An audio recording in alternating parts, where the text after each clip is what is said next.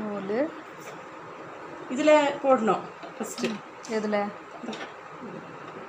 நூல் அதில் விடணும். இதை க்ளோஸ் பண்ணலாம். அதை வச்சு க்ளோஸ் ஓகேவா? இந்த நம்பர் 1 போட்டிருக்கு பாருங்க. 1 கூட இப்படி எடுக்கணும். 1 கூட போட்டுட்டு இந்த 2 ஃபஸ்ட்டு இது கூடி போட்டு 2 கூடி போட்டு கீழே போய் 3 கூடி எடுத்து அப்புறம் மேலே வந்து 4 இந்த பக்கத்து கூட வந்து இதில் ஒரு ஆம் மாதிரி இருக்கு, அது கூட கோர்த்து கீழே வந்து 5 கூட வந்து சூஜியில் கோர்க்கணும். ஓகே, புரிஞ்சுதா? நான் இது யூஸ் பண்ணதில்லை, அதனால தான் சாதா மிஷின் மட்டுமே பார்த்தவங்க. முன்னாடி இருக்கேன், முன்னாடியே இருக்குங்க. கூட இப்படி கோர்க்க இல்லை கொறுக்குத வீடியோ எடுத்து மாமி மறந்தாங்கன்னா போட்டு காட்டுறது.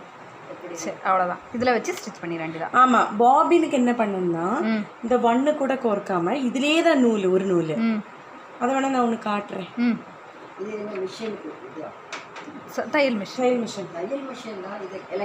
ஆமாம், இது எலக்ட்ரிக். இது ரொம்ப கொஞ்சம் வருஷம் ஆகுது அம்மா வாங்கி, கொஞ்சம் வருஷம் ஆகுது. ஆனால் இதுக்கு பெடல் கிடையாது, அப்படிதான்? கிடையாது, இதுதான் பெடல். இது மோட்டர். ஆமாம். இது கூட கோர்த்து இந்த படம் போட்டிருக்காங்க பார்த்தீங்களா, இப்படி இது போட்டு வரேன் இந்த பாருங்க, இப்படி கொடுத்து இப்படி எடுக்கணும்.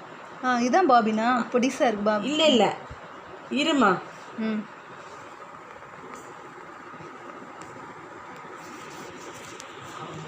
இது கூட பாபினுக்கு இது கூட கோர்த்து இதுல பாபினை போடணும். இதுல பாபின் போட்டுட்டு லாக் பண்ணணும். லாக் பண்ணிட்டு காலை சவிட்டணும். சவிட்டிட்டு இந்த நூலை இப்படி பிடிச்சிட்டு இது பண்ணால் இதில் அப்படியே சுற்றும்.